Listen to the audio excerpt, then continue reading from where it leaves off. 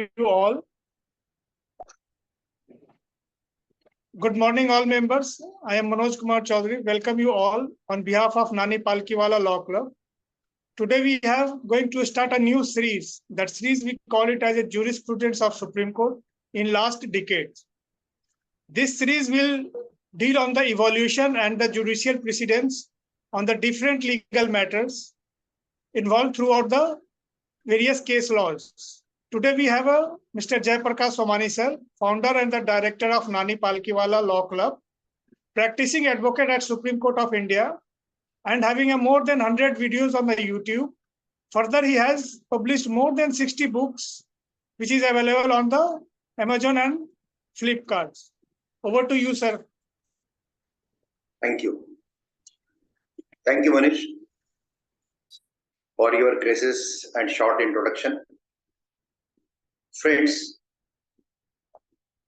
this series will enlighten me as well as you also. Because what happens in last decade in Supreme Court in different matters. So every time we'll take one topic and we'll discuss on that. And today's topic is Proper Transfer of Property Act, TP Act. Lis Pendence Section 52, then Section 53A, then Section 54. So what happened in this section in last decade? We will discuss it with proper case laws and everything. So let me tell you, a lawyer who is expert in property matters is deemed to be a good and learned lawyer. It means not that other criminal lawyer, other service matter lawyer are not talented, but more talent and more attention required to solve the property matters. With the grace of Lord Krishna, I am interested in property matters. I am interested in all matters. And I got the opportunity to publish books on Supreme Court case laws on Transfer of Property Act, on different property matters, more than 61 books. And this is my hobby, to move with one or two subjects and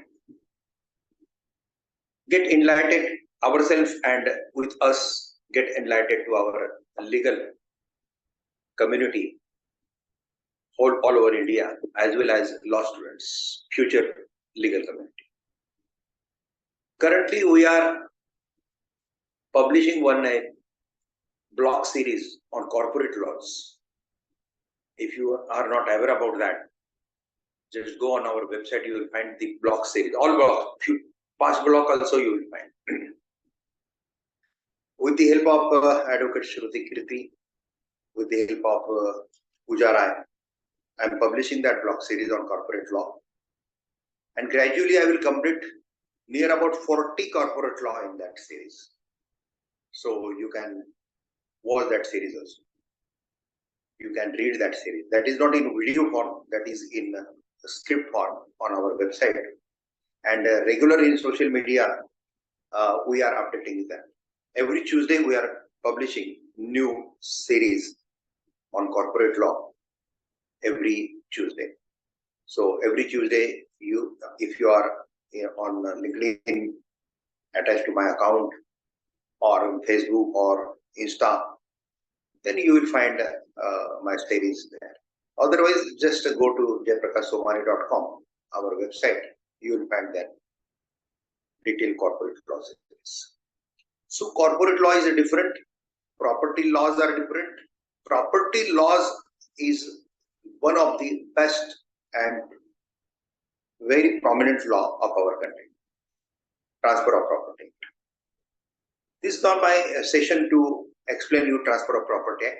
I have a different video, already recorded video on YouTube on Transfer of Property Act.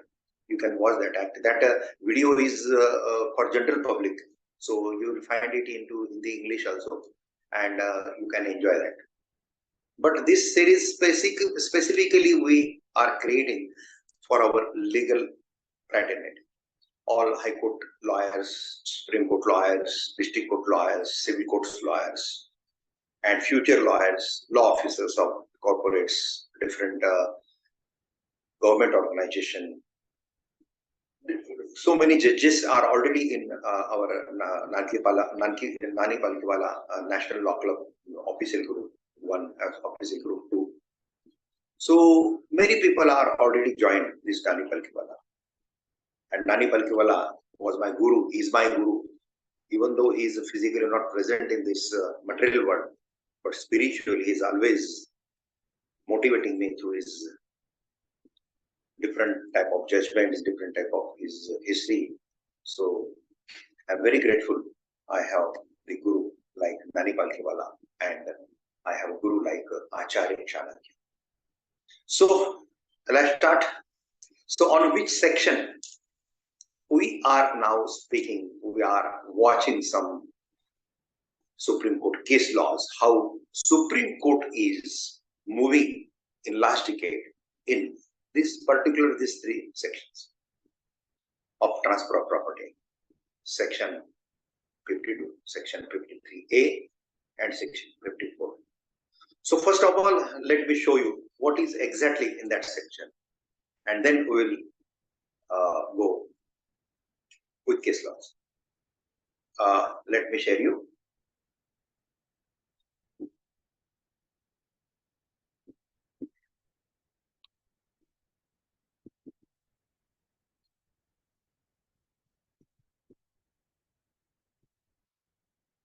Let me share your screen.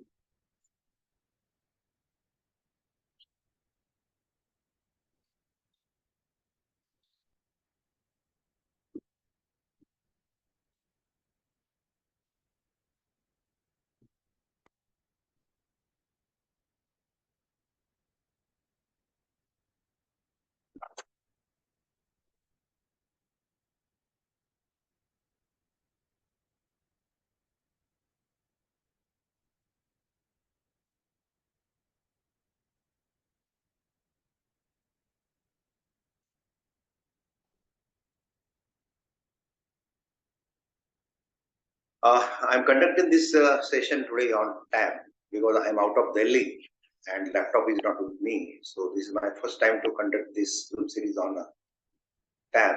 So let me cooperate.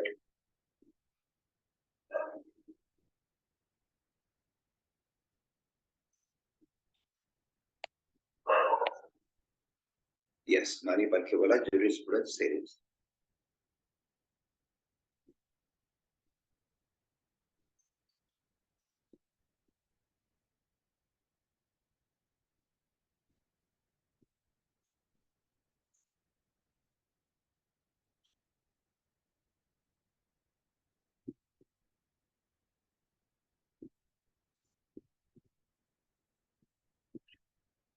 Yes. Manoj, is my screen visible?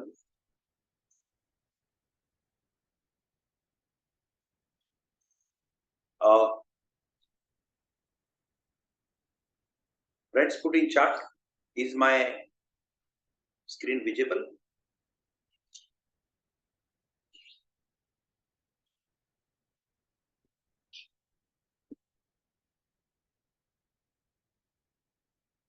Hello?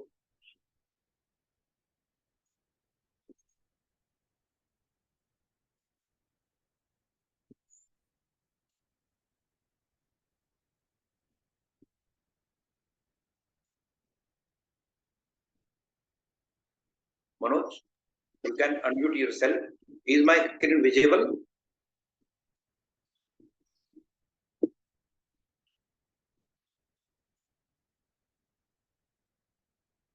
Okay, okay. Thank you. Kiran Kumar. So friends, this is a Transfer of Property Act. This may not be updated, but I just downloaded it from the India code. Many times that they are updating properly, but sometimes they are unable to update latest one. So let's understand what is Let me show how many sections and how many chapters are in this. So these are the total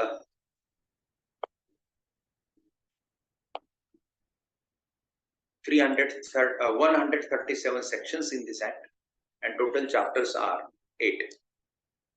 And we are concerned with section 52. Let me take you on section 52.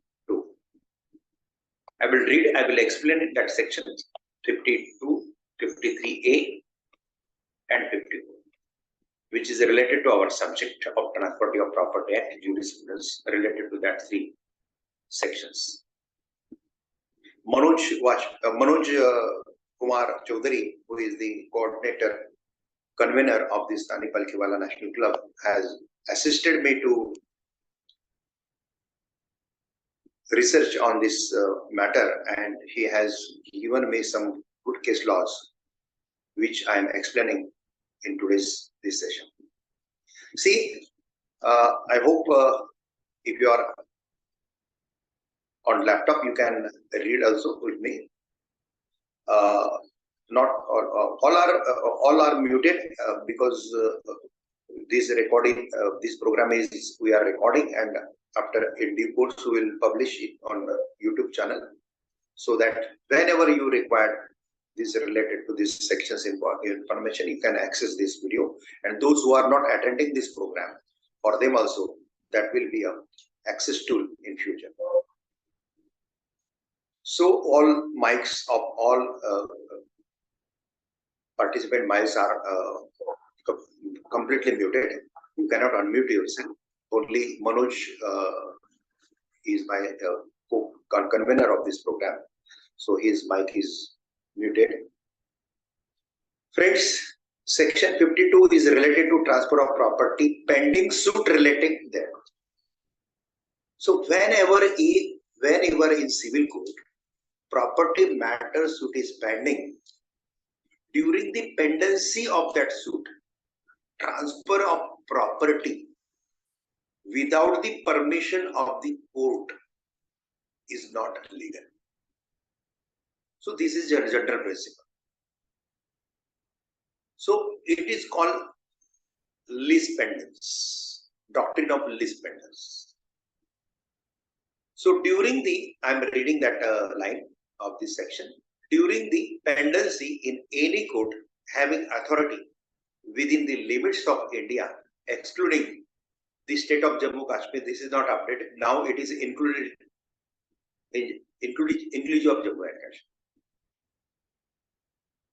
by the central government or of any suit or proceedings in which any right to immovable property is directly or specifically in question, the property cannot be transferred or otherwise dealt with by any party to the suit or pending so as to affect the rights of any other party thereto under any decree or order which may be made within therein, except under the authority of the court and on such term as it may impose. So whenever any suit is pending in any court, not only in trial court, civil court or trial court, upper civil court is first appellate court, second appellate court is high court, and third last Supreme Court. That is not final appellate court. Final appellate court in this matter is high court. But when substantial question of law is there, so you can come to Supreme Court under Article 136 in SN. So friends, this is general principle. But what exactly Supreme Court want to tell through this section? Is it completely illegal if anybody is transferring property during the pendency of this suit in civil court or in appellate court? So what is exactly Supreme Court's opinion? This program is not of my opinion. This program is of my learned judges' opinion. And they are very clever. I am very fortunate with the grace of Lord Krishna. I am practicing the apex code of India.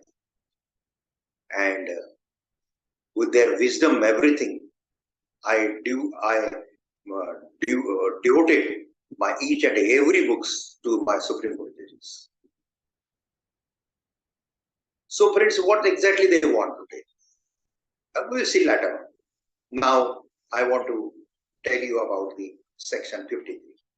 53 is related to fraudulent transfer.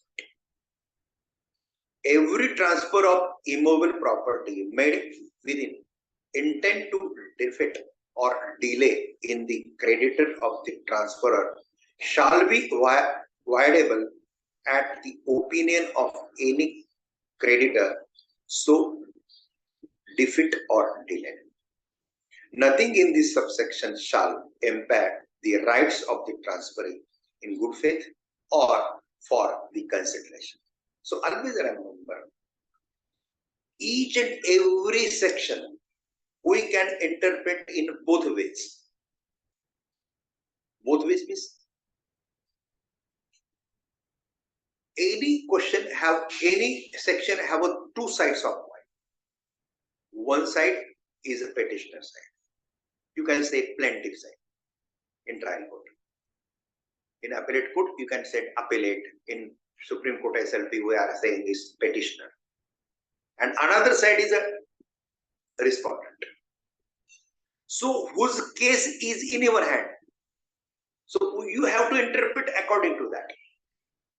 If that case is from petitioner, then you have to think as per that petitioner's pattern. And if you are the lawyer of the respondent, then you have to interpret into the respondent. So you will find from this side also 2-3 case laws, from this side also 2-3 case laws. So tough task is of judges. Judges have to sort out the proper this litigation and they have to give proper judgment. So friends, fraudulent transfer always illegal, but nothing in this subsection shall impair with the right of the transferee in good faith. If good faith transfer is there, that time things are different.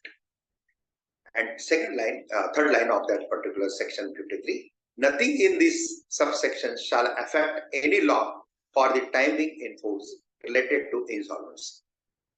A suit instituted by a creditor to avoid a transfer to the ground that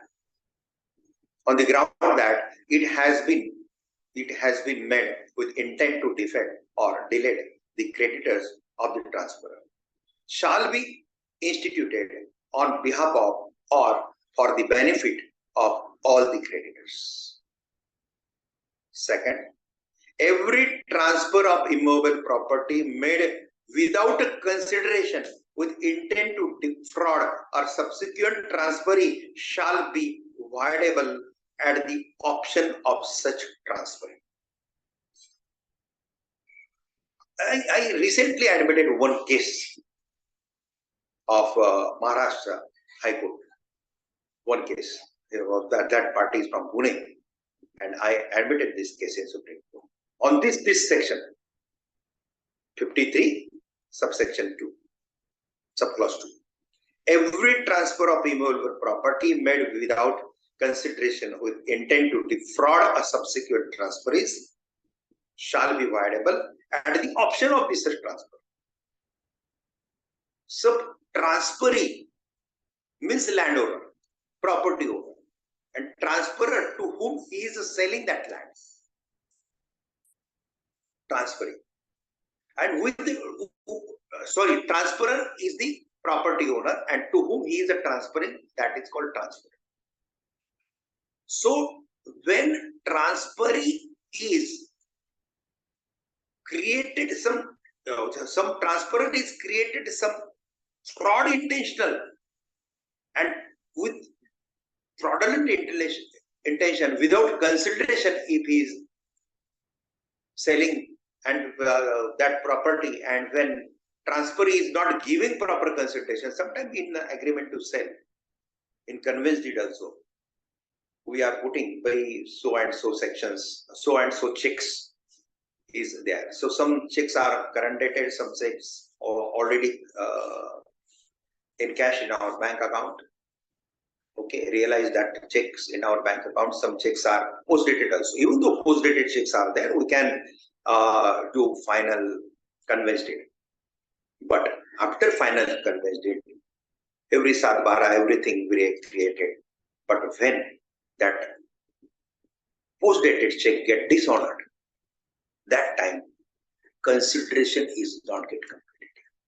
And as per Contract Act, Section 9, 10, 8 are telling about the consideration. Without consideration, contract cannot be said a valid contract. So this is a fraudulent transfer. And what is the 53A? Part performance. Suppose your part performance, half consultation comes, hard consultation not comes, or any other agreed things, some part perform, some part not perform. What Section 53A says? Part performance. Where any person contracts to transfer for the consideration any immovable property by writing signed by him or on his behalf, from which the terms necessary to constitute the transfer can be ascertained with reasonable certainty, and the transferee has, in part performance of the contract, taken possession of the property or any part thereto, or the transferee being already in possession continues in the possession in part performance of the contract and has done some act in the furtherance on the contract, and the transferee has performed or is willing to perform his part of the contract, and notwithstanding that, or where there is an instrument of transfer that the transferor has not been completed in the manner prescribed thereof by the law for the time being enforced, the transferor or any person claiming under him shall be debarred from the enforcing against the transferee, and the persons claiming under his right in respect of the property for which the transferee has taken or continued in the possession other than a right expressly provided by the terms of the contract, provided that nothing in this section shall affect the right of transferee for the consideration who has no notice of the contract or of the part performance. So, law has taken sufficient care of good faith peoples who are acting in good faith. When they are acting in bad faith, law is not in their favor. So, part performance, if part performance is pending from the transferee side, the transfer weightage is more in the eyes of law. But when the part performance is pending from the transferee side, then transferor's weightage is more in the eyes of law. So, law is in favor of a person who is not committed any default in part performance. And Section 54, which we are dealing today with different case laws, that is Chapter 3 of Sale of Immovable Property. Section 54 says that sale defined as sale is a transfer of ownership. We are not explaining you the Sale of Goods Act. We are concerned with sale of immovable property.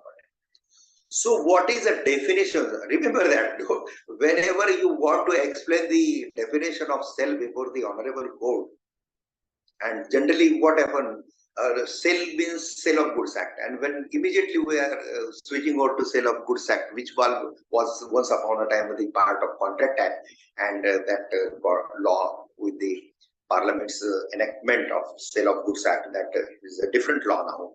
But we try to explain the definition of sale from sale of goods. Don't do that mistake. When transfer of property, and this is definition is given not in section 2, generally in any act, section 2 is related to the definitions.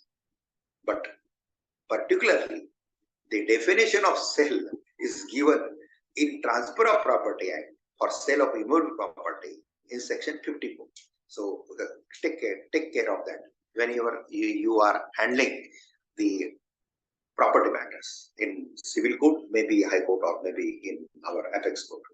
So sale defined, sale is a transfer of ownership in exchange for a price paid or promised or part paid and part promised.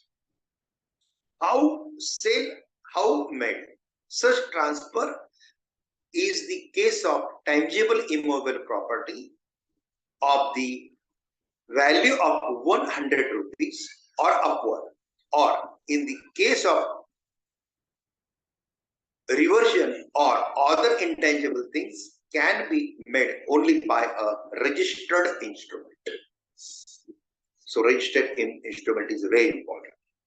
In the case of tangible immovable property of a value less than 100 rupees, such transfer may be made either by a registered instrument or by delivery of property. It can be, if value of that immovable property is less than 100 rupees. Delivery of tangible immovable property takes place when the seller places the buyer or such person as a direct in the possession of the property. So contract for sale. A contract for sale of immovable property is a contract that a sale of the such property shall take place on terms settled between the parties. It does not of itself create any interest in or charge of such property. So this is the, So without consideration, sale cannot be completed. Part performance is there, part payment is there, remaining part payment is balanced. So unless and until remaining part payment of consideration is completed, that sale is not effective sale. Even though conveyance deed is done, even though sarpara or mutation record is changed, any time as per Limitation Act, 3 years, any time within 3 years, you can challenge that when consideration is not completed in civil court. So this is the very interesting part: fraudulent transfer, sale of immovable property, and when case is pending in any court, so what happened in that particular matter. So let me share you the Supreme Court case laws related to this and what is exactly jurisprudence my Supreme Court wish to clear in the eyes of the citizens of India who are facing these property litigations. Let me share that.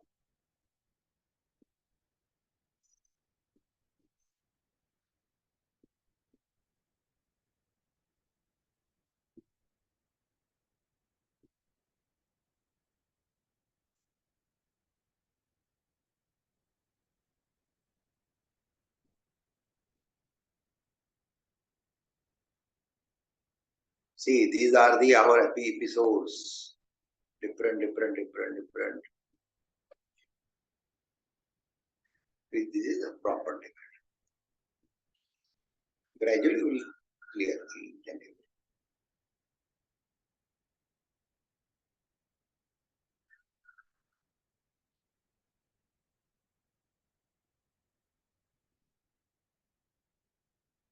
I hope you are able to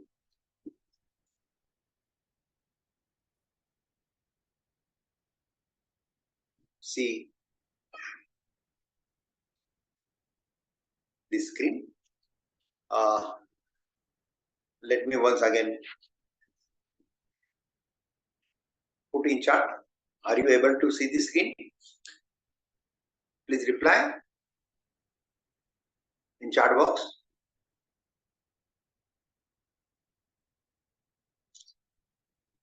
Okay. Jagdeep Singh. Thank you.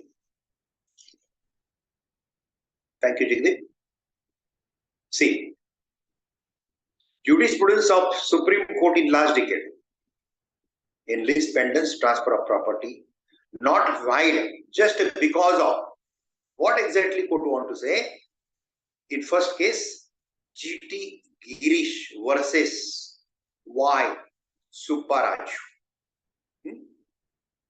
In this case laws, in 2022, 18 January 2022, Supreme Court's quorum of judges K.M. Joseph and P.S. Narasimha want to clear that Lis Pendence transfer of property not wide just because of it is made during the pendency of suit, but subject to the outcome of the case. So, during the pendency of the suit in Supreme Court, any court, trial court, high court or Supreme Court, if transfer is done, so that not be a wide. It is a depend upon the outcome of the result of the particular suit. So result is in favor, that time that transfer is valid, and result is in oppose, that time transfer is valid. But what exactly law says? Law says transfer of property during the pendency of the case in civil court is illegal. But there are two options are there. Already we read that. So according to that particular law, quorum has given this judgment. Let me read you some facts of this case. On 4/4/1979, the planned scheduled property, which consisted of a site, was allotted to the first defendant since deceased by the Bangalore Development Authority, hereinafter referred to as the BDA, Bangalore Development Authority. Based on the allotment, a lease cum sale agreement was entered into between the BDA and the first defendant on the 4/4/1979. The first defendant was put in the possession on 14/5/1979. On 17/11/1982, the first defendant entered into the agreement with the plaintiff, agreed to execute the sale deed of the site within the 3 months from the date on which the plaintiff obtained the sale deed from the BDA. On 1/3/1983 and 16/4/1984, the plaintiff issued letter to the first defendant calling upon her to execute the sale deed. The first defendant issued a letter dated 8/5/1984 intimating that the plaintiff was in breach. The agreement itself has lapsed and the advanced amount by the plaintiff was forfeited. After issuing notice on 14/2/1985, the plaintiff instituted the suit in question seeking specific performance.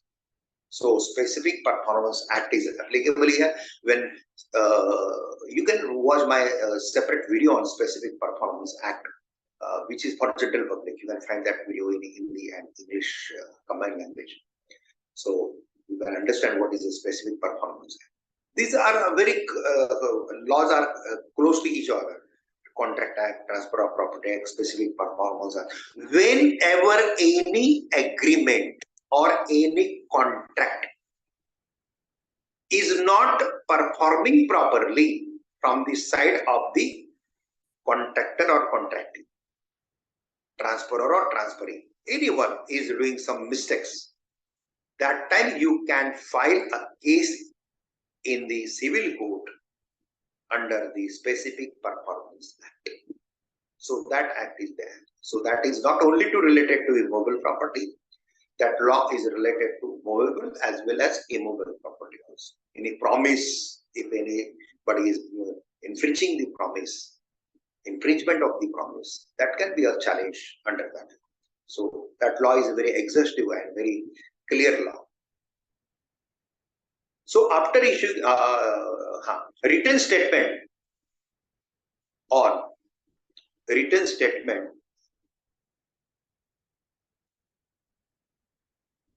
on 14/8/1986, died pending the suit on 18/7/1994. The plaintiff implicated the husband of the defendant as a defendant 1A. A sale deed came to the executed by the BDA in favor of the son of the defendant number 1 and defendant 1A on 19/6/96. I will explain you these facts in summary after reading this para. Thereafter, the son executed sale deed on the plane scheduled property in favor of the second defendant. It is further not in dispute that the son of the first defendant and defendant 1A was impeded as a defendant 1B in the suit in the year 1997. The second defendant came to be impeded as a second defendant in the suit in the year 1997. Both the defendant 1B and second defendant filed a written statement. So this is the magic of property matter. So property matters when it comes to Supreme Court. That time 1, 2, 3 generations sometimes lapse. So this plaintiff died, defendant died, they impeded their legal representative. They died, they impeded their legal representative. Sometimes third generation is coming to Supreme. And when such type of matter, when they have the before 1954 Hindu Marriage Act or Dvibharya Pratibandhak Kaida, that means a Hindu person cannot have more than one wife. But before 1954, that was not law. That was not. That time 2, 3, 4 wife one person can have. And some Muslim laws, Muslim people have 1, 2, 3, 4 wives. So such type of property matter is there. So 3 generations, 2, 3 wives and their tree and their sons, legal heir. It is very, very best suit for our mental exercise. Don't tell this is a tough suit. Always remember, whenever you are facing in any challenging suit, challenging plaint, challenging drafting, challenging argument, don't utter the word, it is very difficult case. Uttered, it is very challenging case. It is a very mental exercising case. So such type of mental exercise is there. What happened in this particular case? They have agreed to sell the property, but some part of consideration is not completed. So plaintiff goes to civil court and file the case against the defendant. And during the pendency case, the defendant transfer that property to somebody, and those who transfer that parties are embedded in the suits. So everything is properly taken care by the plaintiff and as well as defendant also. The trial, what happened then in trial court? The trial court did not decree the suit for the specific performance, but directed to return of the 50,000 rupees with 9%. So, in favor of plaintiff, trial court has not decreed that suit in specific performance, but directed to return 50,000 rupees to defendant. When you are not able to fulfill your promise, return that amount with interest 90%. Then the plaintiff goes to High Court in appeal. The High Court found that the suit is maintainable.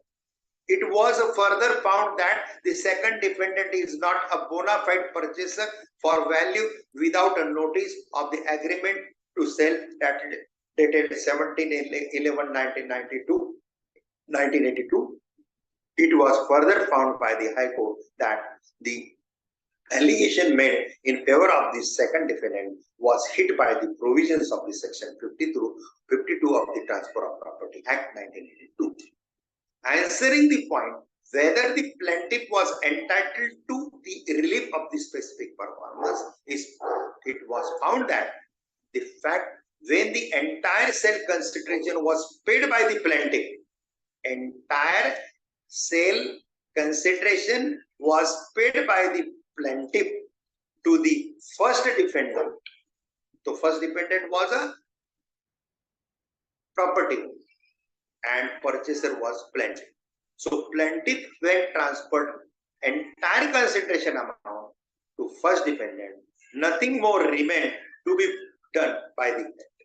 So here is plaintiff is not a guilty person or plaintiff is not a defaulter.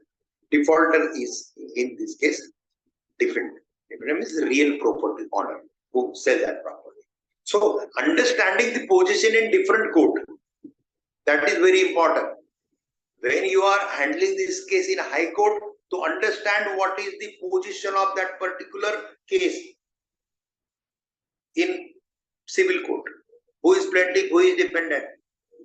Some participant of Nani Palkiwala National Law Club are judges also. Many high court judges, retired judges are joining our program.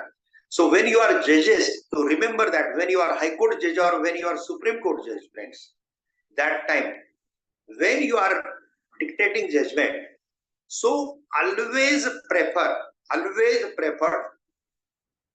dictate judgment as per the title of that parties in original suit. Original suit, who is plaintiff and who is defendant. If you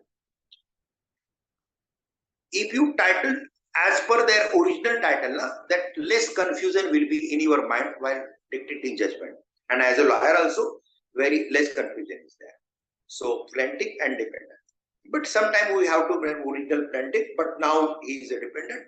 Original plaintiff, original defendant, now he is appellant here. We have to mention for clarity, for avoiding ambiguity, to avoid ambiguity. Okay. Answering the point whether the plaintiff was entitled for the specific performance, it was found that in the fact there was entire sale consideration was paid by the plaintiff to the first defendant, nothing more remained to be done by the plaintiff, and having found that the second defendant was not a bona fide purchaser for the value without notice, and taking the view that section 23 of the Specific Relief Act, see, specific relief act is different, specific performance act is different, transfer of property act is different, contract act is different. I am not treating you, I am averring you. When you are undertaking any civil matter, you should be more specific. So section 23 of the Specific Relief Act 1963 did not apply to all, and there being no reason to not exercise discretion in favor of the plaintiff, the suit was decreed by the directing defendant 1 and defendant 1B and the second defendant to jointly convey the plaintiff scheduled property to the plaintiff. What is the analysis of apex court? What my learned judges, scholar judges, who are always reading the briefs before sitting on the benches. If you are not practicing Supreme Court, just watch online how we are dealing with Supreme Court. You can get the link to any or anything. Don't contact for me for that person, because I don't have time to send the link. And I'm physically appearing most of the time, but whenever I'm out of Delhi, that time I'm virtually appearing. But everything is taken care by my team. With the grace of Lord Krishna, I have 12 juniors team. Out of that 12 juniors, 5, 6 now are AOR also. So this team is taking care of that link. So don't contact me directly for taking the link of that online hearing. You can manage at yourself and through Supreme Court website also, or Supreme Court any AOR. So friends, when you watch that, that time you specifically watch our Supreme Court's hearing on the day Monday and Friday. That admission matter, miscellaneous matter, admission hearing is done. And that time, how they dismiss the case, how they come with proper reading. They miss judges. judges are coming with proper reading of it. So, advocate cannot be misguided. So, this is the specific difference between any other court and the Supreme Court. I'm not telling that other courts judges are not reading, but they may read, they may not read. But Supreme Court judges are always with proper reading. In my last Nani Palkiwala show, I mentioned that how Supreme Court judges timetable. I have given the timetable of Supreme Court judges working pattern. They are regularly working more than 12 hours. Friends, general public don't know this. General public know the Supreme Court or any court have so many holidays. No, even though holidays are there, they are working in vacation court, they are working in judgment dictation, they are working there. They are sitting on the benches, but before them sitting on benches from 10:30 in Supreme Court, 10:30 to 4 p.m. Before that, they are coming for reading these briefs. After that, they are there to dictate the judgment, they dictate the orders. Even though they are dictating it on Sundays also. So what exactly Justice K.M. Joseph and P.S. Narasimhan observation? 6. Supreme Court has delivered a judgment expounding the doctrine of Lis Pendence under the section 50 through 52 of the Transfer of Property.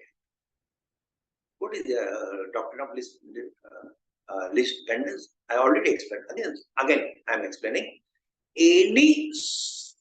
When any transfer of property is done during the pendency of the suit in any court, maybe civil court or maybe appellate court, when suit is pending in court, transfer of property is not illegal.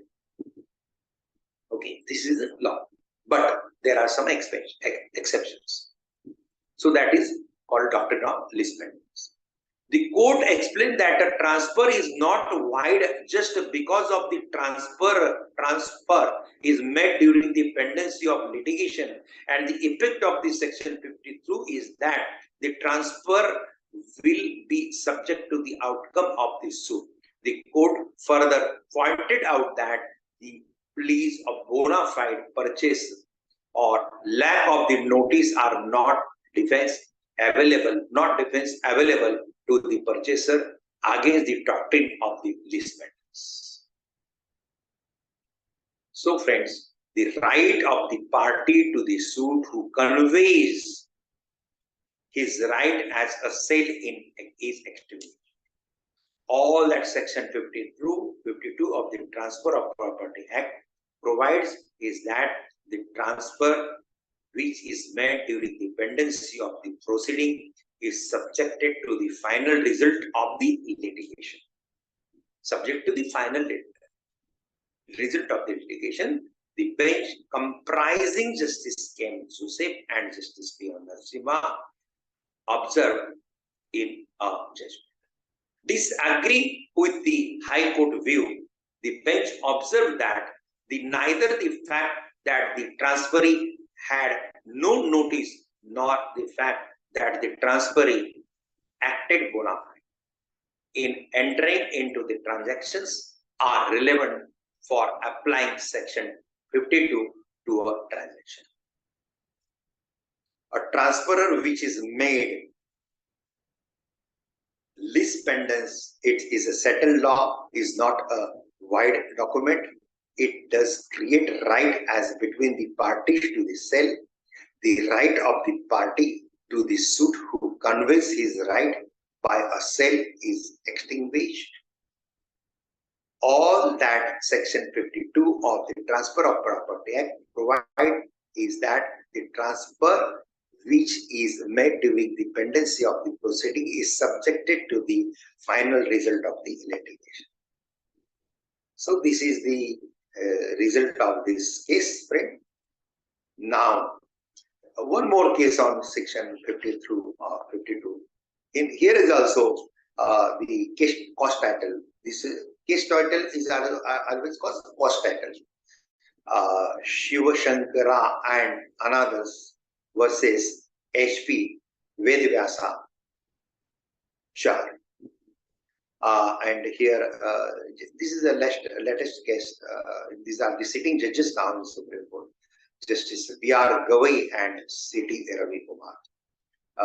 I'm not reading here facts of the fact and ground of the case, but you can read that by searching that case in Kanun.com, like that, Media Kanun, and other free platforms, some paid platform like Manupatra, like that, SCC, Manupatra. So I will read analysis of something.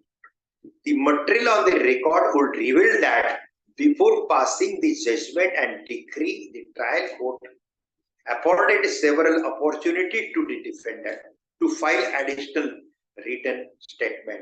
But they failed not only to file additional written statement, but also failed to file any application for amendment of the written statement before the trial court during the pendency of the original proceedings before it.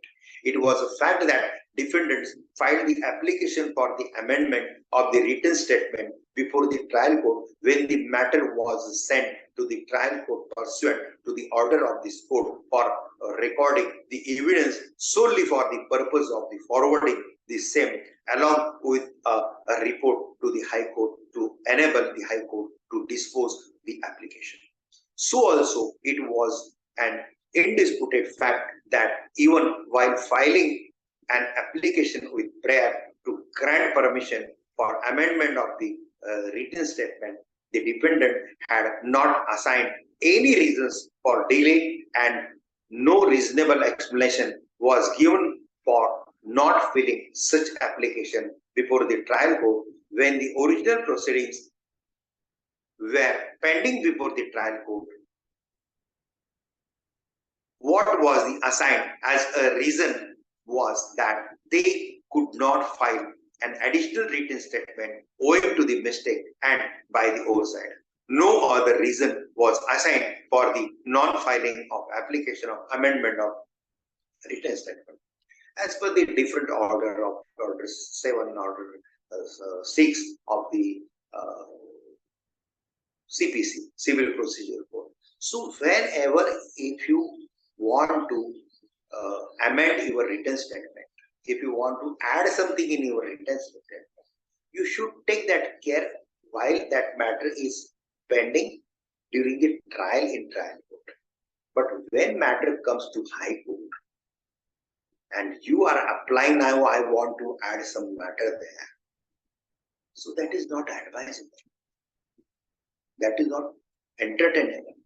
So this would want to say that. In the totality, the circumstances as specifically taking into account the relevant reasons assigned by the High Court for disallowing the prayer for amendment of the written statement and taking note of the delay and the failure to offer any reason thereof and reasons mentioned therein before, we see no reason at all to hold any perversity or illegality with the rejection of the prayer for amendment of the written statement. It was evident that on a careful consideration of the available pending pleadings of the defendant, the High Court held that they did not disclose their defense in their written statement and at the same time did not even contended therein that they were in possession of this property.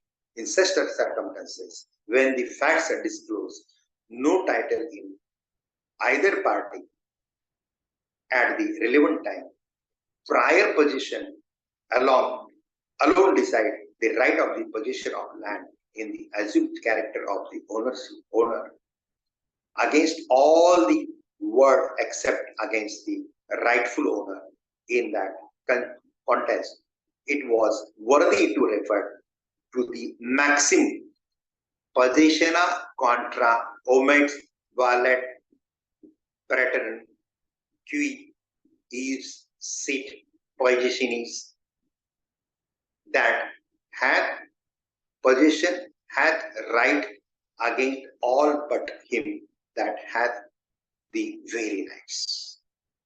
In the light of the factual position obtained in this case and legal position settled in the decision, this court was of the view that the High Court was connected in holding the question of the maintainability of the suit in affirmative and in favor of the respondent. So, Supreme Court dismissed this appeal and they continue the decision of the High Court. And High Court is firm.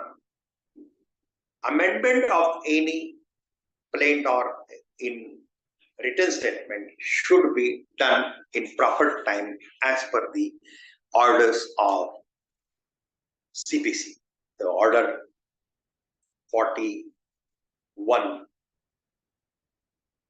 rule 23. There can be no doubt with the respect of the settled position that the court to which the case is remanded has to comply with the order of the remand, and acting contrary to the order of remand is contrary to the law. In other words, an order of remand has to be followed in its true spirit. Civil Code of Civil Procedure, Order 6, Rule 17. In dealing with the prayers for amendment of the pleadings, the court should avoid the hyper-technical approach, but at the same time, we should keep reminded of the position that the same cannot be granted on the mere request through an application for the amendment of the written statement, especially at the appellate stage. So it may law clear says that in appellate stage also you can amend, but what is your motive? Whether you have forgotten to particular that point or purposely you avoided that point at trial court, and now that case is against you and now you are catching that point intentionally now with the knowledge of at the time of trial court, you have the knowledge that point was existed at that time. In such circumstances, High Court or Appellate Court will not entertain that amendment before that. But when there is a new evidences, new circumstances creates that time that can be entered. So always remember, law has taken care of good wish peoples whose intention is not to defraud any party. So law is taking care of that. And again here at Transfer of Property Act, Section 52 explain promissory note, everything. Third case, Order 7, Rule 11, CPC. Court has to read plaint as a whole. Can't reject it only reading few lines. So any trial court have the right to reject the plaint, but reject that plaint by reading plaint properly. Without reading plaint, and you are rejecting on the ground of specifically limitation. What limitation Act Section 5 says that? Section 5 of Limitation Act says that beyond limitation, condonation delay can be done by the judges of any court, any trial court, maybe High Court, maybe Supreme Court. When sufficient cause is there, delay sufficient cause. What is a sufficient cause? So that is a discretion power of the judges. So which is a sufficient cause and which is not? That is the art of the arguing counsel. With the grace of Lord Krishna, I am arguing counsel in Supreme Court. I am not filing counsel. I am arguing counsel. My team is doing all this. And many other lawyers are also hiring me for the arguments. Many lawyers from you are also want always after watching this my webinar or in regular webinar or in Nani Palkiwala National Law Series Law Club webinar or any public platform webinar or any video, you always lawyers from different high courts want to join me in practice. I will tell you how you can join me without coming to Delhi also. Just wait. When after finishing this program, this topic, I will explain you that in 3 to 4 minutes, if you will be there. I know that this is a technical subject. This is again property matter subject. Every lawyer is not interested. Every law student is not interested. But remember that, friends. If you want a good mental exercise, if you want to become a good lawyer, always open your mind to accept any case. Any case. I am handling all cases. All cases. I'm handling property matter. I'm handling civil matters. I'm handling corporate matter. I'm handling taxation matters. I'm handling criminal matters. I'm handling bail matters. I'm handling criminal appellate matter like 302 matters also, NDPS matters also. I have books on that line because I have kept open to all laws. If any other lawyer can do, then why I should not get? Just we have to read that law with their exceptions, with case laws. And juniors are there to help us. Enters are there. When you are a junior, enters are there to help you. Enter system is there. Second year, third year, fourth year, fifth year law students are there to help you. But focus on any matter. Then you become a good lawyer. This is my recommendation. So in this particular section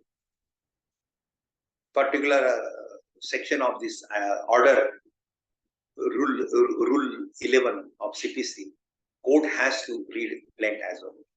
Who says that? In which case? Vishwanath Manik versus Sulunga Bose.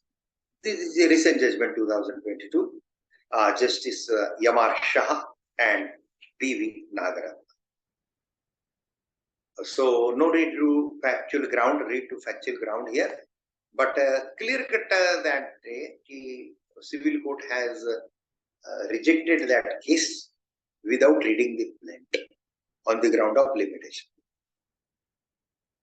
Limitation ground can be condoned when sufficient cause is there. When there is really injustice happen with any party, it is the duty of judiciary to condone delay and to entertain that injustice. You are there to give the justice. You are not there to give to see the only technical norms. So law is very flexible in our country. So limitation is there. But when sufficient cause is there, that time condonation delay can be given by the judiciary. But it cannot be given beyond the limit also. If you come to if you come to any trial court after 50 years of the cause of action, then no court can enter. Delay has no justice. But sufficient delays, suppose limitation period is of 3 years. You are coming in 4th year. You are coming after the limitation period 6 months or 1 year or 2 years. That can be condoned when sufficient cause is there. So it is your art to argue how sufficient cause you can create. So condonation delay application is always there with SLP or in statutory appeal. There is my different videos on Supreme Court SLP, Supreme Court statutory appeal, Supreme Court writ petition, Supreme Court PIL, Supreme Court jurisdictions. More than 300 videos with the grace of Lord Krishna I have uploaded on YouTube. So what exactly analysis court wants to clear from this case, I will read that. Only in a case where on the face of it, it is seen that the suit is barred by limitation, then and then only a plaint can be rejected under Order 7 Rule 11D of the CPC on the ground of limitation. At this stage, what is required to consider is the amendment in the plaint. For the aforesaid purpose, the court has to consider and read the amendment in the plaint as a whole, as observed and held by this court in the case of Ram Prakash Gupta versus Raju Kumar Gupta and others, rejection of the plaint under Order 7 Rule 11D of CPC by reading only few lines and possess and ignoring the others relevant parts of the plaint is impermissible. While considering an application under Order 7 Rule 11 of the CPC, the court has to go through the entire plaint amendment and cannot reject the plaint by reading only few lines, passages, and ignoring the other relevant parts of the plaint. So more responsibility is of trial court judges. But trial court judges gives clear. Some trial court judges are so clever. I'm always in my argument. When I find any trial court judge is very, very fantastic, I'm always, while arguing Supreme Court, tell that, Lordship, even though I'm challenging that High Court order, even though I'm challenging that trial court order before the apex court, but the judgment delivered by that judges is very, very clear. But the error here, and then I explain the part of my party. But I'm always inspired, I as well admire to the good drafting of the judgment. As a senior counsel, as a experienced counsel, we should always remember that we should admire the juniors, we should admire the judges also of lower courts, not lower court, trial court, high courts also, when they are writing judgments is very in wise way, in multi-dimensional ways. We can observe their talent in the judgments. And some judges are very, very clever. So when the suit is, third point I'm reading, when the suit is for the decree of permanent injunction and it is awarded that the plaintiff are in possession of the suit property pursuant to the agreement, and thereafter they have developed the land and they are in continuous possession since more than 12 years and they are also paying taxes to the corporation, the cause of action can be said to have arisen on the date on which the possession is sought to be disturbed. If that be so, the suit for decree of permanent injunction cannot be said to be barred by the limitation. The plaint cannot be rejected partially, even otherwise the reliefs sought are interconnected.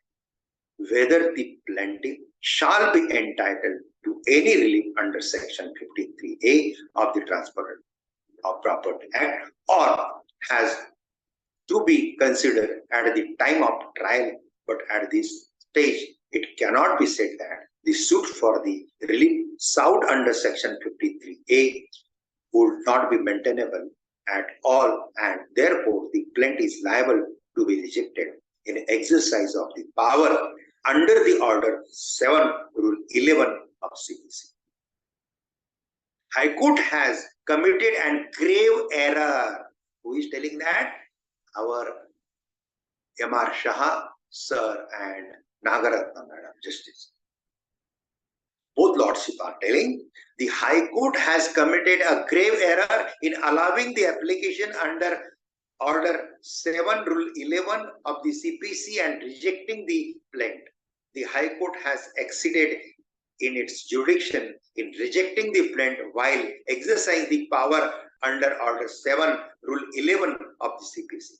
the impugned judgment and order passed by the High Court is unsustainable, both on law as well as on facts.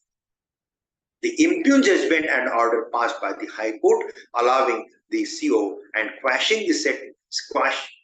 setting aside the order passed by the trial court, refusing to reject the plaint under the order 7 Rule 11 of CPC and consequently rejecting the plaint under order 7 Rule 11 of the CPC is quashed and set aside. The application submitted by the original defendant to reject and plaint under the order 7 Rule 11 of the CPC stand dismissed. The order passed by the trial court stands restored. Order passed by the trial court stands restored. So trial court here learned in this particular matter. The order passed by the trial court stands restored. Now the trial to proceed further in the accordance with law and on its own merit allowed. And fourth case is through agreement to sell, don't confirm title possessory right of the prospective purchaser protected under section 53A of transfer of property. So possessory right of this prospective purchaser is protected under section 53A of TPI.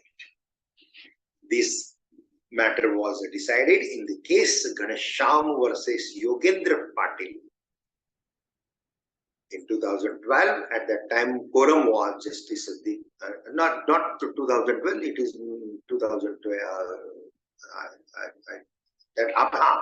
That is the date of appeal in Supreme Court. But this case was recently decided because Justice Dipankar Datta and Justice Pankaj Mittal are sitting judges now. But these matters are hearing after so many years, now 2024, and this is the latest judgment, and appeal filed in the Supreme Court in 2012. How many years? 12 years. So it is depend upon your advocate.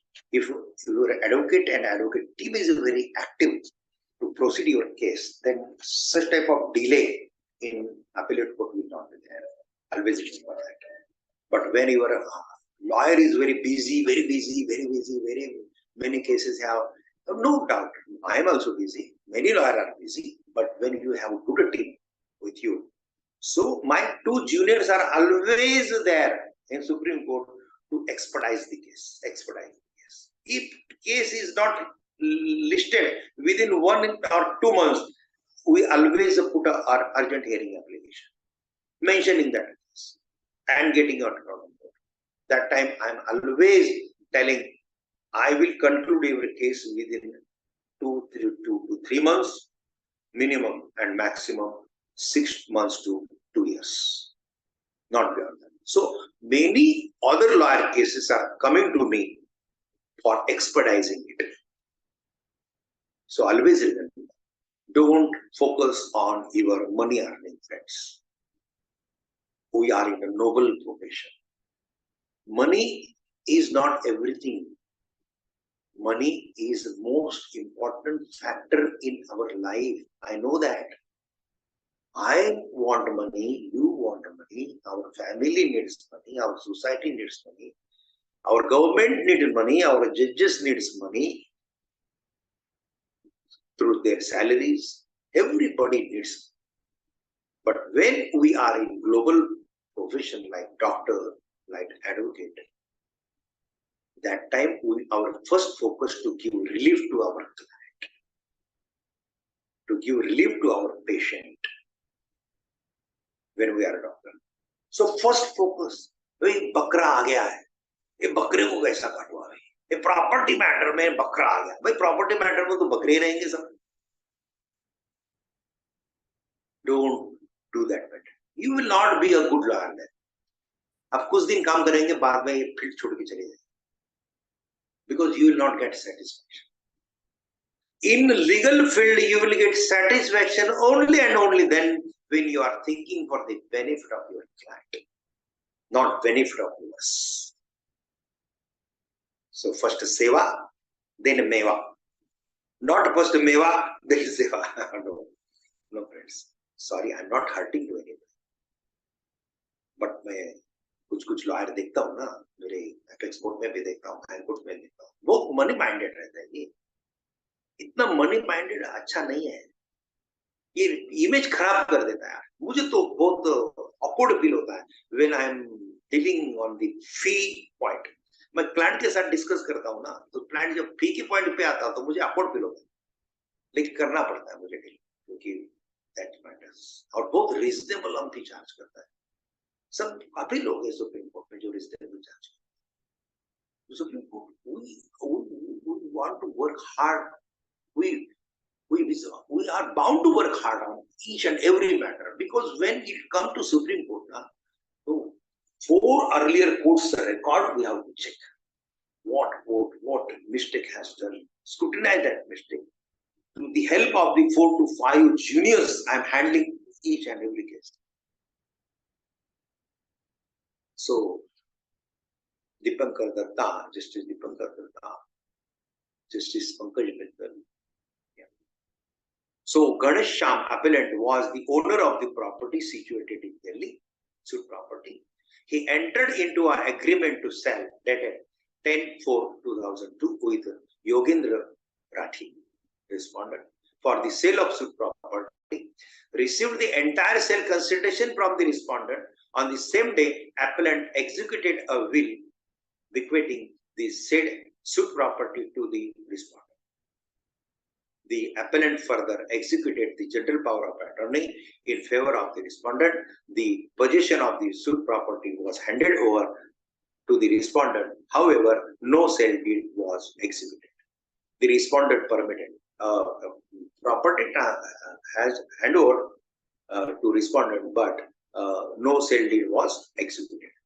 The respondent permitted to appellant to occupy the portion of the suit property for 3 months as a licensee. After expiry of 3 months period, the appellant did not vacate the property. The respondent filed a suit against the appellant seeking the latter's eviction from the suit property and recovery of the license.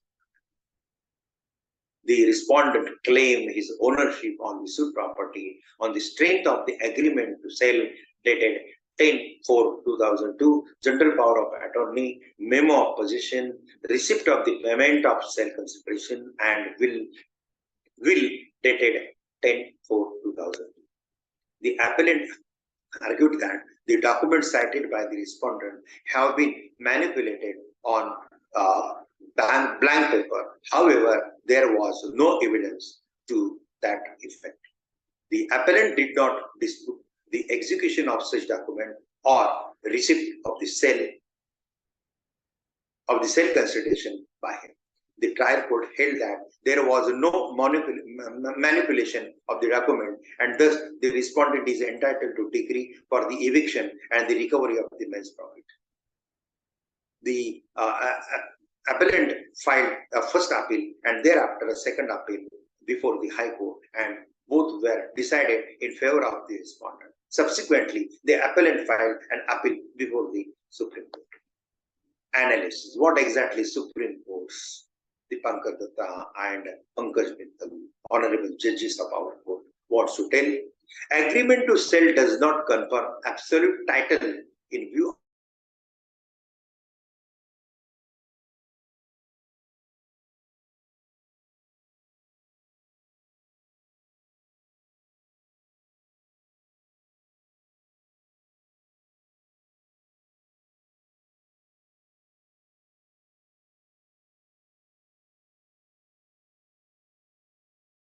of Property Act 1882. However, the factors such as entering into an agreement to sell, payment of entire sale consideration, and being put in possession by the transferor shows that respondent has de facto possessory right based on his part performance of the agreement to sell. As earlier I discussed that when you are clean, law is in your favor. When you are in fault, default, law is against you. Always remember this. So when consideration part is completed, every is completed, then transferring is safe. Further, the appellant's entry into the suit property subsequently was a licensee of the respondent and has not the owner of the property. Does not the prospective purchaser, when does a prospective purchaser acquires possessory title? This is the most important question. Our learned judges has given the answer. The bench opined. Opine means opining. They have the past tense of opinion. Opinion, opined like that. The bench opined that ordinarily an agreement to sell does not transfer proprietary rights in an immovable property, nonetheless, when the prospective purchaser performs his part of the contract and receives the possession of the property. When he or she is said to have acquired the possession title and the said is protectable under the Section 53A of the Transfer of Property Act, the bench held as under. Legally, an agreement to sell may not be regarded as a transaction of a sale or a document transferring the proprietary rights in an immovable property, but the prospective purchaser having performed his part of the contract and lawfully in possession acquired possessory title which is liable to be protected in view of the Section 53 of the Transfer of Property Act. The said possessory right of this prospective purchaser cannot be invaded by the transferor or any persons claiming under him. The bench held that promissory right of the respondent is not liable to be disturbed by the transferor appellant. Accordingly, the bench upheld the High Court's view that the respondent is entitled to a decree for eviction with means. So here are some sections given. And last case is of same section 53A, available to Transfer of Property Act, protection under Section 53 available to the person put in possession and has agreed of sale in his favor. So this is Union of India versus Mrs. K.C. Sharma and Justice Ashok Bhushan and Subhash Reddy and M.R. Shah's decision was there, and their decision, their analysis decision, and their final conclusion, and they dismiss that appeal and they confirm High Court order. So before you becoming bored, I should finish that. So friends, this is the today's session. But if you want to, just a minute.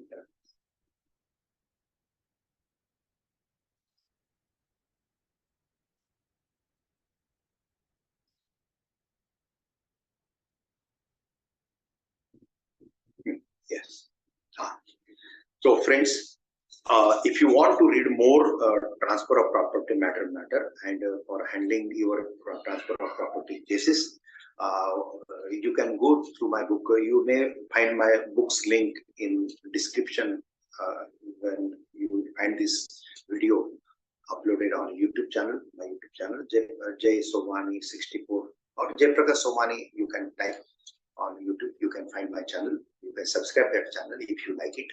You can forward some video to another also. General public also you can find forward some videos, and you can find the book link. Different books are there, but you find the particular transfer of property act related matter books link. You can go through that books. If you want, you can order that book through Amazon, Flipkart, or our publisher Notion Press sites also directly. We are not booksellers, so these books are not available in our Delhi office or Delhi Supreme Court chamber. It is not available. So I publish AOR books also. Many AOR want that books from our office, but it's not possible because we are not a bookseller. We are lawyers. So we want to do our duty very honestly. Book selling, books में profit कमाना ये हमारा part नहीं. So, but after hearing my speeches, after reading my webinars, many lawyers want to join me, but it is not possible technically for me to entertain each and every lawyer's request to join me as my junior. Very few people get that opportunity to accompany me physically. But when you are advocate lawyer, high court lawyer, and more than 5 years experience, or if you are district court lawyer, appellate district court lawyer, session court lawyer, and having experience more than 5 years, then contact to my PA, Pooja Rai. Number will be in description. Contact her and tell her, okay, I want to join Somani sir. I want to work with Somani sir in Supreme Court as he's one of the center, as he's one of the franchisee, or you can, if franchisee is a term that is, I think it is a commercial term, but we are not in business, we are in profession. So as a center of Somani sir's law firm in my city, or I want to, so you can be my partner in Supreme Court case matters, and you can. So we will discuss that, and you will get handsome amount also when you are working hard. Not only property matter, but any matter related to Supreme Court, you can take it. You can handle it with the help of us, and you can continue your practice in Supreme Court as also without coming into Supreme, without leaving your court, without leaving your established practice. Don't leave established practice. If you are established in High Court, if you are established in Trial Court, more than 5 years experience means you are established. Only those we can enter. We cannot entertain any fresh lawyers. Never. Because fresh lawyer we cannot entertain. But whenever you have any doubt of related Supreme Court matters, fresh lawyer also can contact me directly. But those who are my colleagues, those who are my associate, distance associate, or with me, those who are associate, they can ask me anytime by calling. My flexible time of calling is always morning 9 to 9:30 and evening near about 4:30 to 5:30. That time is flexible. But when you need my help very badly, it's a matter. Even though in afternoon, try. Sometime if I'm not before court, sometime I can talk with you. But remember that don't ask me any academic questions. Ask me only practical questions which you are facing as a lawyer. That time I'm interested to get. When if you have any academic questions, मैं ये work exam तैयारी कैसे करूँ, ये कैसे करूँ, वो कैसे करूँ, या मैं law का pioneer student हूँ, I am facing difficulty in this law, उसके लिए आपके concerned faculties हैं, professors हैं, you can knock them. With the grace of Lord Krishna, we are busiest lawyer in the Supreme Court. We don't have time to give the academic guidance. But even any law school wants to organize a seminar, webinar for their law student or for general public at large also, or if any bar council, bar association wants to enlighten related to Supreme Court practice related to SLP, how to advertise self. What is exactly Supreme Court's strategy in dealing the cases like that? Any subject, with the grace of God, I can elaborate. So that time, that help I can provide. But one-to-one discussion is not possible for academic purpose or only practical purpose. Be a practical friends. Whatever, because I am practicing Supreme. All India's matter. I have Andaman Nicobar matters. I have Tamil Nadu matter. I have Andhra matter. Daily, so many phone calls, so many associates are associating at distance level with me. So many are associated with me. But a West is must. It is a main Marathi. I am Marathi person, so Maharashtrian person. Even though I am practicing Supreme Court, I am living in Delhi, but I am original from Maharashtra. And so in Marathi language, there is one proverb, West तो मस्त. तो हिंदी में हम बोल सकते हैं कि जो व्यस्त है मस्त है. So in English we can translate it as a person who is busy, he can manage it. He can find it. So I have always a time, but for particular cause. When you have the alternative remedy, to ask that question to your faculty, you exhaust that minute. Don't ask that question. When you are a practicing lawyer and when you are facing any problem, specifically in Supreme Court, because I am practicing, I cannot guide you your matter related to High Court. You can take my opinion, but I cannot guide. But I can guide you in Supreme Court in any matter. There is about 2 hours webinar on YouTube channel. You can watch Supreme Court procedure. So you can find the Supreme Court entire procedure. So friends, so if you want to join me as a distance associate or as associates are always welcome. But I cannot enter each and every lawyer physically to associate me in my chamber or my chamber. Very few lawyers get that chance, and very few from them are taking it as a golden chance. And I always find Spark. I always find the Spark engineer. He is smart here. She is smart here. He is bold. She is really. Some of my juniors, lady lawyer, are very brave. So I am always my tiger bachi. Meri tiger bachi bhi karke aayi. Like that. So I will always motivating them. But it is not possible to entertain each and every lawyer to accompany me. Sorry for that.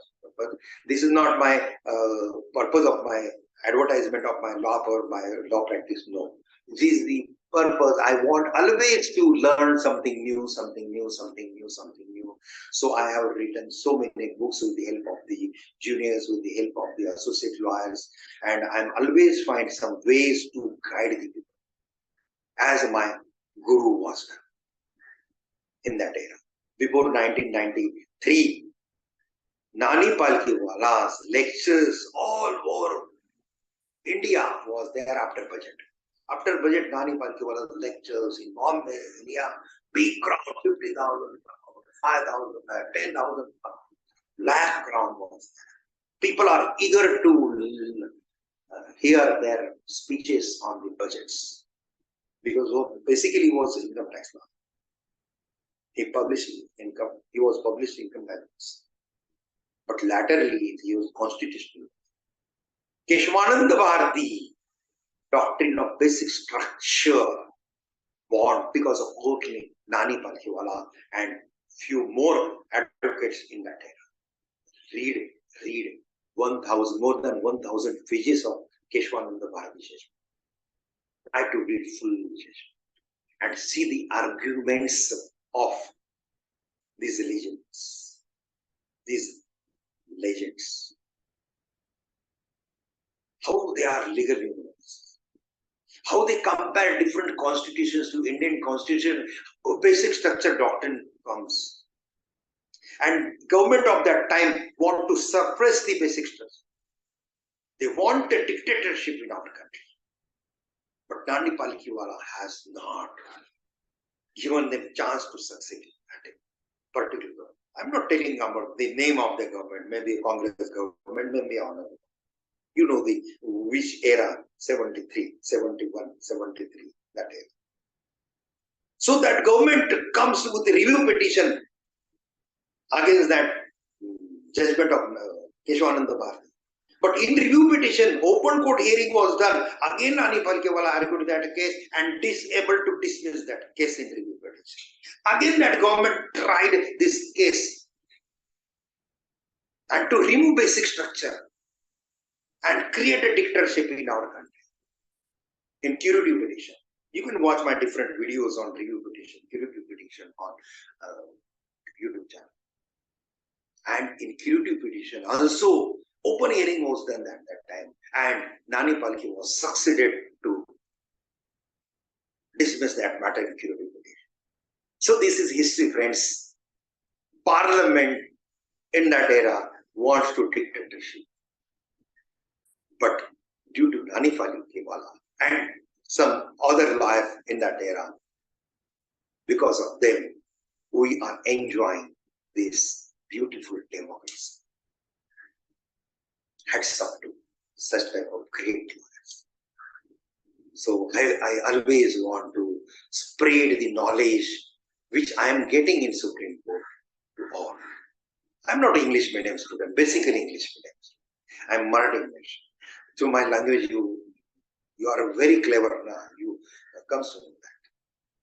No high-fi English is necessary in High Court and Supreme Court. You are convincing knowledge. You should be a convincing lawyer. You should not be an aggressive lawyer in specifically appellate court. Trial court may be a different. But why you are telling a matter in appellate court? You should be a convincing lawyer. You should not be aggressive lawyer. There are so many videos. Just was that today I'm very happy you all are here to listen to this. I was very exhausted to my South Korea trip, then come to India, and immediately I'm taking this webinar. So, and alternatively, I will take different subjects. Next time, I will take the bail matters, anticipatory bail matters, jurisprudence of Supreme Court in last weekend. Some criminals, some property, some civil matters, some service matters, some insolvency matters. So we will take on different matters. I hope you will always join webinar lively and motivate me. So I am handing over now to Manoj for vote of thanks. Manoj, now you can unmute yourself. Thank you, sir. It was a very enlightened session, and you have taken us in a simple way of such a complex property matter and spreaded our knowledge in the different field like a doctrine of Lis Pendence. Then there is no possibility of changing amend your WS in a appellant jurisdiction. Then you have taken 53 matters that agreement to sell is not giving any right, but it is just a contract of the two parties, how they will perform during the sale deed. So thank you very much once again. On the next series, we will have a bail matter, as sir told. If any member has any particular matter that they want that we should do research on that particular, they can send me a WhatsApp. I will research on that, and then we can have a series on that particular matters. At the last, thank you very much, everybody, for attending this session. Thank you, sir. Thank you. Thank you. Thank you very much. नमस्कार, मैं पूजा राय आपको advocate Jayaprakash Somani जी का थोड़ा सा परिचय करके देती हूँ। जयप्रकाश बंसीलाल सोमानी सर्वोच्च न्यायालय में अधिवक्ता हैं। 12 जूनियर के साथ वो लॉ फर्म चलाते हैं, जिसमें 5 AOR हैं। सोमानी जी भारत के हर राज्य और केंद्र शासित प्रदेश के मैटर बखूबी हैंडल करते हैं। सुप्रीम कोर्ट केस लॉ के ऊपर उनकी 61 किताबें प्रकाशित हुई हैं, जो Amazon और फ्लिपकार्ट पे अवेलेबल हैं। लिंक आपको नीचे डिस्क्रिप्शन में मिल जाएगा। भारत के लगभग सभी हाई कोर्ट और डिस्ट्रिक्ट कोर्ट के अधिवक्ता इन किताबों का उपयोग करते हैं। अगर आपको सोमानी जी की गाइडेंस अच्छी लगती है तो नीचे कमेंट बॉक्स में जरूर लिखें और अपने दोस्तों के साथ शेयर करना ना भूलें। हाँ, अगर आपने चैनल को सब्सक्राइब नहीं किया है तो सब्सक्राइब कर लें और बेल आइकन को दबाना ना भूलें ताकि हमारा कोई भी नया वीडियो आता है उसका अपडेट आपको मिल सके। जय हिंद।